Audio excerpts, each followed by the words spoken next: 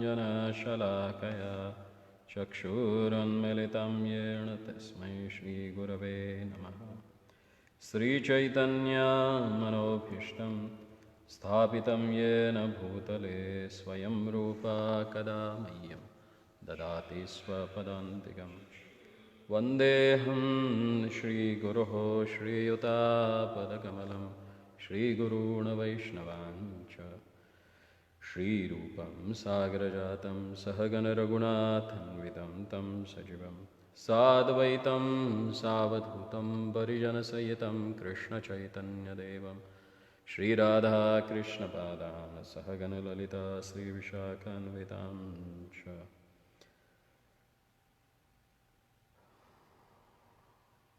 Radhanatha Samarambhya Madhvamunim Jamadhyamam Asmat Guru Paryantam Vande Guru Paramparam Akhalamandala Akara Vyaptayena Characharam Tadpada Darshatam Yena Tasmai Shri Gurave Namaha. So today we will start prayers offered by Mother Devahuti to Lord Kapila. There are 8 verses in 3rd canto, chapter number 33, entitled as Activities of Kapila.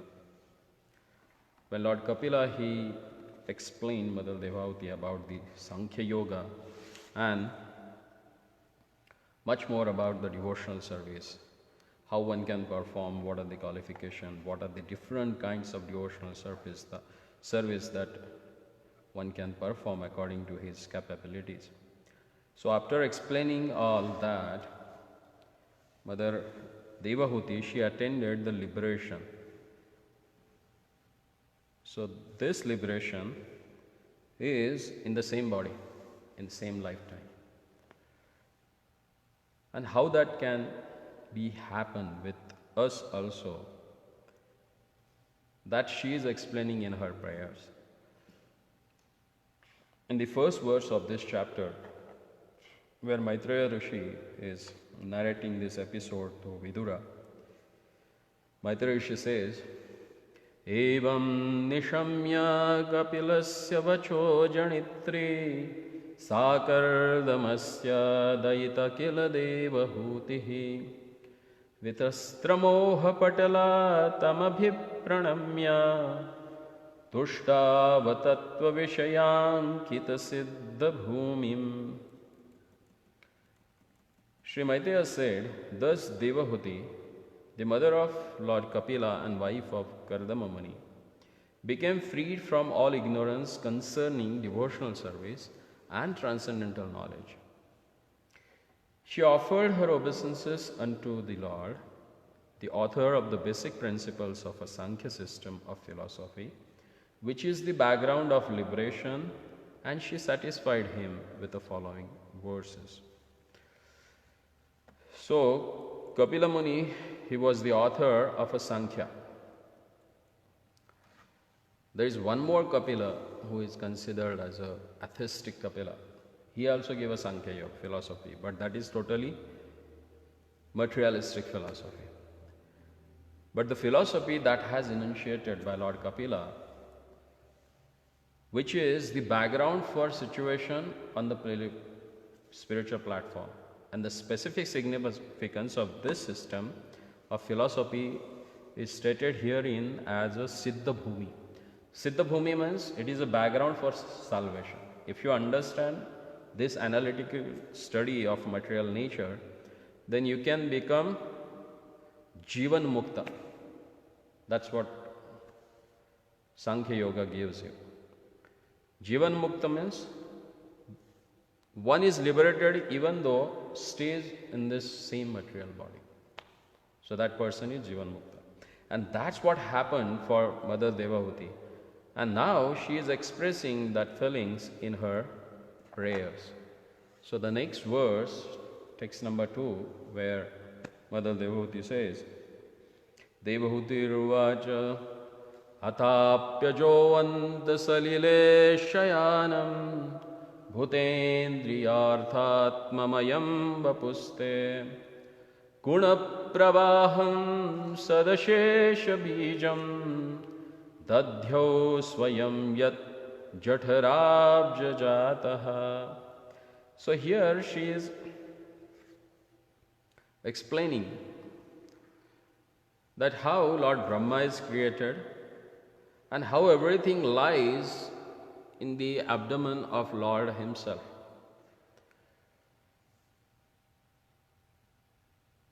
So she says, Brahma is said to be unborn because he takes birth from the lotus flower which grows from your abdomen while you lie in the ocean at the bottom of the universe. But even Brahma simply meditated upon you, whose body is the source of unlimited universes. So here Brahmaji is called as a Aja. Aja means who is unborn. Unborn means who does not have birth like a common living being, like us. We need material father and mother, and from them we take birth. But Brahma, being the first living creature within this universe, was born directly from the body of personality of a Godhead. And that is Garbhodakshaya Vishnu. I'm surprised why she is speaking about Brahma here. But in the second para of this verse, Prabhupada says that Brahma, if he has to see the God, it's difficult for him. He has to meditate and he can hear the voice of the Lord. But here Mother Devahuti was so lucky that she is sitting directly in front of the Lord and getting this transcendental knowledge from him.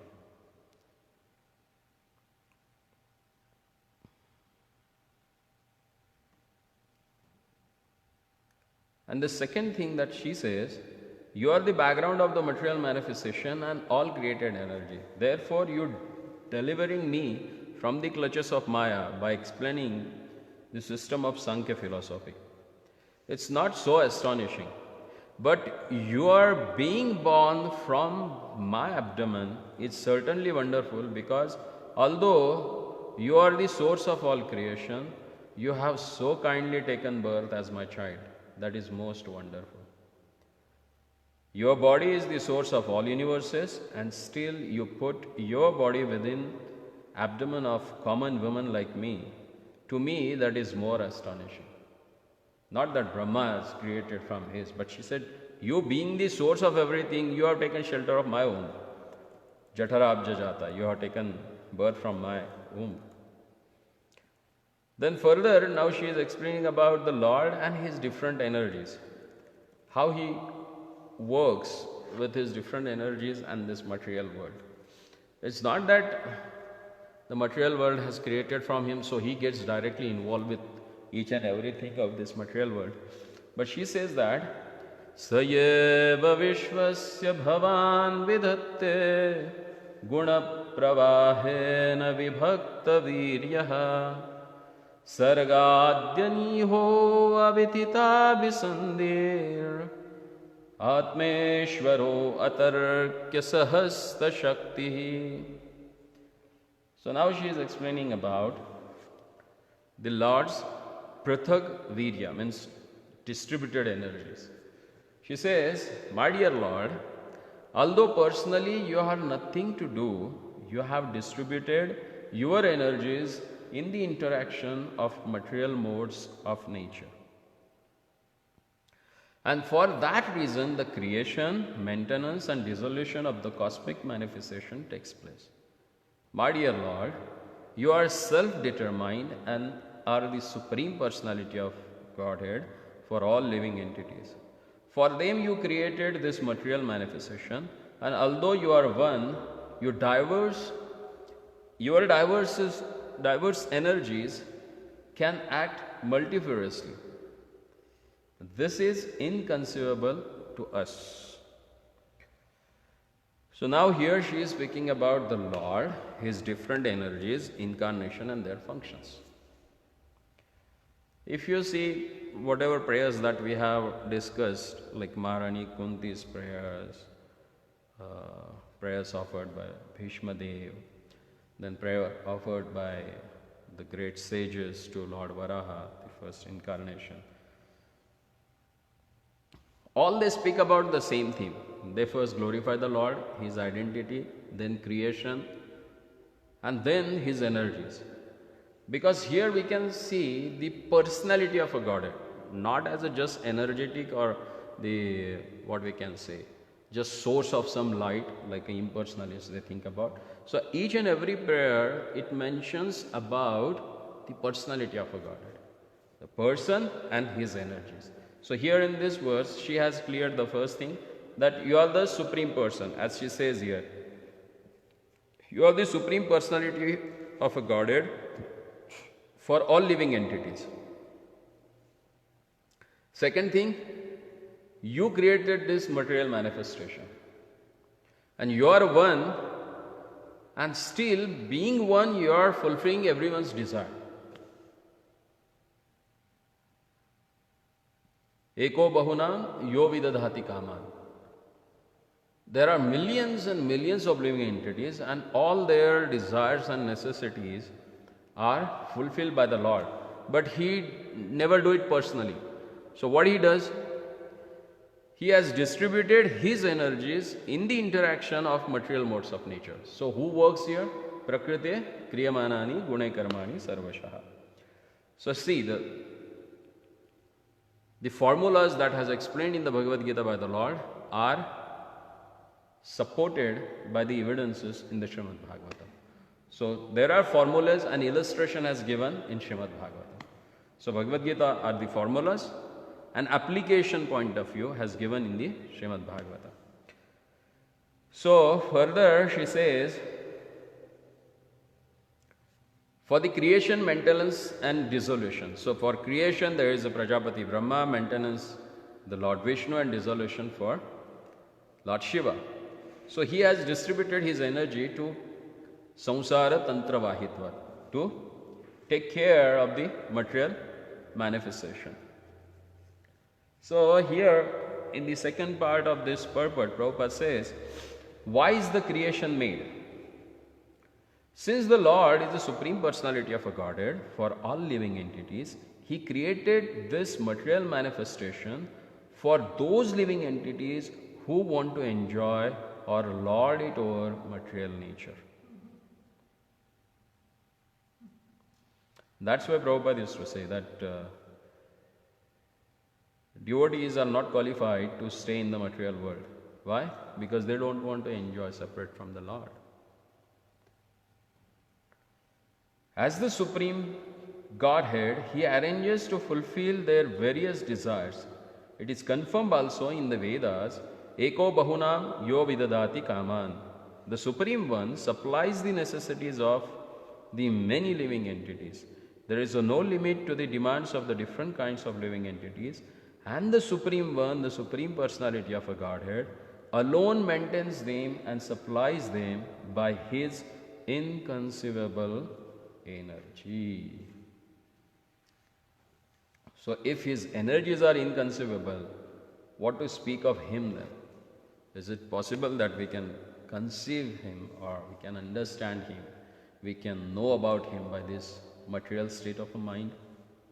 Not possible. Then in the next verse, she puts a question and she herself gives an answer about the inconceivable nature of Lord's pastimes. She says, Sattvam bhruto me jathare nanatha katham nu yasyodaraet dasit vishvam yugante vatapatrayekaha shete sma maya shura angripana. Shishura Angripana. Now she is explaining about that particular form of the Lord which is meditated by, or which is actually seen by Markandeya Rishi. That form is that Vatasya patram pute shayanam bala mukandam manasa smarami. Mukharavinde Padaravindam. In his mouth, lotus mouth, he has put his own lotus feet, the toe of his lotus feet. So why is it so? So she is explaining here. As the Supreme Personality of a Godhead, you have taken birth from my abdomen. O my Lord, how is that possible for the Supreme One who has in his belly all the cosmic manifestation? The answer is that it is possible. For at the end of the millennium, you lie down on a leaf of a banyan tree, and just like a small baby, you lick the toe of your lotus foot. At the time of a dissolution, the Lord sometimes appears as a small baby lying on the leaf of a banyan tree, floating on the devastating water. Therefore, Devahuti suggests that your lying down within the abdomen of a common woman like me is not astonishing. You can lie down on the leaf of a banyan tree and float on the water of devastation as a small baby. It is not very wonderful, therefore, that you can lie down in the abdomen of my body. You teach us that those who are very fond of children within this material world and who therefore enter into the marriage to enjoy family life with the children can also have the Supreme Personality of a Godhead as their child. And the most wonderful thing is that the Lord himself licks his toes. So here, she has explained this wonderful phenomena. It is inconceivable to understand your pastimes, but that can be happened because his name is Aghatit Ghatana Patayasi. He is expert to get the things done which are difficult to happen, which you can't fathom that this can happen. You can't, it is inconceivable for us, but he is expert in doing that. Then further in the next verse he says, Tvam deha tantra prashamaya papamam nidesha bhajam cha vibho vibhutaye yathavatarastav sukaradaya tathayamapyatma patopalabdhaye. So as we have discussed in a previous prayers offered by great devotees, where when they glorify the Lord, they glorify his previous incarnations also. They try to relate the inconceivable potency of the Lord when he appeared in a different forms. It's not that it's their understanding, but the same. This previously also when you incarnated, the others also had the same view. So that means when you follow the spirituality, there is no need to create something by your own. You have to just follow. The pattern has already given. No need to create anything, because whatever we create, it's shit only, nothing else. Because what is there with us? Do we have anything our own? Nothing. Everything is borrowed from this material nature. So Vedic knowledge, which is given by the Lord, has already, it's there. You have to just repeat that thing and get it confirm yourself, As in the last session we have discussed about the prayers offered by the living entity in the womb of mother. Who is that living entity? All we. You also offer the same prayers, you also offer the same, I also offered the same prayer when I was when we were in the womb of our mother. These are the common prayers. But when we come out, due to the influence of the material nature, we forget everything. And just to remind us again and again and again, why all the devotees, they are going the same thing. First, the Lord is a person. He has his energies. He has his different incarnation. And those incarnations came here into this material world for what? As Bhaktivinoda Thakur says, Leela koilo savistaru. Jivera karani. Asiya prapanche leela koilo savistaru. You come to this world for what? He is Atmaram. He doesn't need anything by which he can get satisfied or to satisfy himself or to get happiness. He is Atmaram, he is Santushta. He is happy within himself. He does not need any material or any external object to give him satisfaction or pleasure. But he comes to this world for what? Jivera Karane, for the sake of all of us, conditioned soul who are suffering in this material world. He comes and what he does? He performs his Leela, pastimes. When we come, we either enjoy or suffer. When he comes, he performs his pastimes. That's the difference. His pastimes, they give pleasure to him also, and they give pleasure as well as they purify our heart also. And they take us back to God. And that's why she is saying here, not only in this particular pastime, in previously also you came. But what is the purpose of your coming to this world? She has explained it here. She says, my dear Lord, you have assumed this body in order to diminish the sinful activities of the fallen soul and to enrich their knowledge in devotion and liberation. That's the purpose of Lord's appearance in this world. As in Bhagavad Gita, he says, Paritranaya sadhunam vinashaya cha dushkritam dharma samsthapanarthaya sambhavami yuge yuge.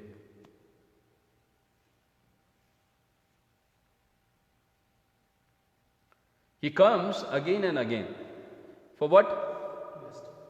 To establish dharma, the religion.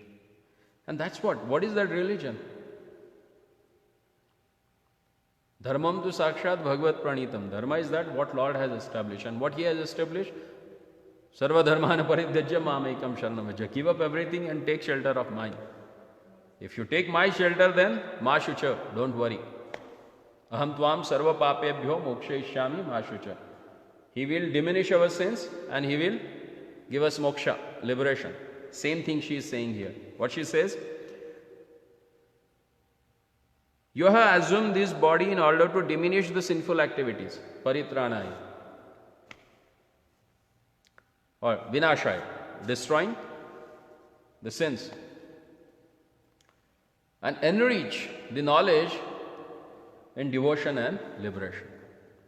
Since these sinful people are dependent on your direction, by your own will you assume incarnation as a boar and as other forms. Similarly, you have appeared in order to distribute transcendental knowledge to your dependents. So whenever He comes, the main purpose is to give knowledge, so that we can come out of the ignorance and take shelter of Him and just go back to Him and attain your eternal position. And that's what we call as a liberation. Mukti hitva anyatha rupam swarupena vyavasthita. To establish ourselves in our constitutional position is liberation. And that can happen in this body also. If you engage yourself in the service of the Lord, you are liberated. That's what needed. So next 3 verses, she explains about the glories of the holy name of the Lord and the glory of the person who chants the holy name of Lord. And that we'll discuss in next session, on next Saturday. Hare Krishna. Sri Krishna Chandra Bhagavan ki jai. Srila Kapila Muni ki jai. Thank you very much.